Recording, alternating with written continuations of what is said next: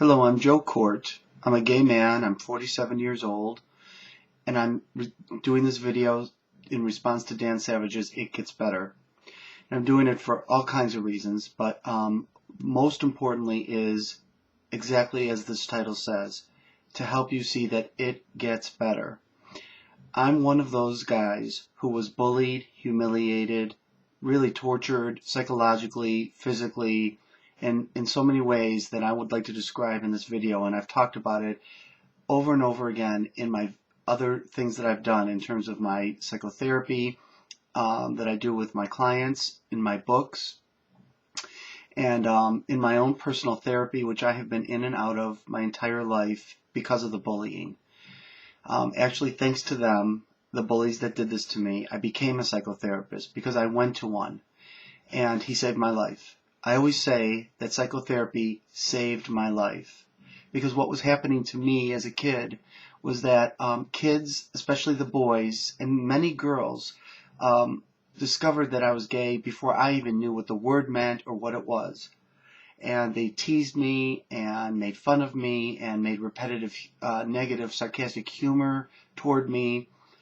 And I used to have my grandmother wait for me after school. She had a babysitting job, but she would come out to my school and wait for me so that I could get out of school because I had been threatened all day to be beaten up and that the bullies would be waiting for me. And sometimes I could see them and sometimes they wouldn't. It would just be threats. But I would just be grateful that my grandmother was there. But it was also humiliating that my grandmother was there, that I had to have her wait for me so that I could feel safe. Probably the worst thing that ever happened to me was a gym teacher in 6th grade. I had a best friend, and I was probably in love with him. Didn't know what that meant. I just knew I really wanted to be around him and like his friendship. And we would do everything together, and we were late coming to gym. And so we got dressed in the locker room, and we came upstairs to the gym class. When we got there, the entire class started laughing. And so later, we didn't know why they were laughing. And some were hysterically laughing, clapping. And this was in the 70s. So before something like this could have really had something to be done, I would hope that today there are places that you could do something negative to the teacher as a result of this. But I found out later, and during the class and later after the class, that the teacher himself, the gym teacher, had said, watch, those guys are going to come up together, Joe and his friend. They're probably getting dressed together. They're two fags. They're probably in love with each other. I've never forgotten that. I never forgot that. But let me tell you how it gets better. Now I'm a 47-year-old published author.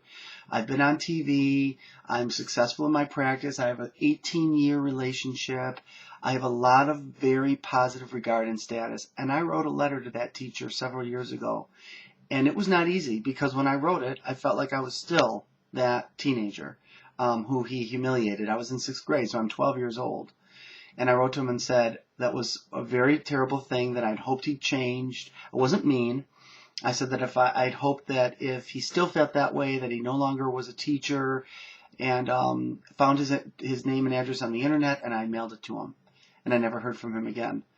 In my area, we have gatherings for everybody that went to that particular high school, and I see him there every year. And he never approaches me. This year I might approach him because of what's happening with these suicides. You don't have to kill yourself. There is hope. It does get better. While the other thing to say that I want to let everyone know is it does get better. And then, so years and years later, several years ago, I find Facebook and I start seeing some of the people that tortured me and bullied me. And you know what? To them, it was nothing. They don't remember it. It was just another day for them. Some do remember it and said they were sorry. But, you know, their lives went on. And the ones that don't remember, I still feel shocked. Like, really? You don't remember that you punched me in the hall and told me you'd get me after class? You don't remember spitting on me? I do. I never forgot it. But I can guarantee you this.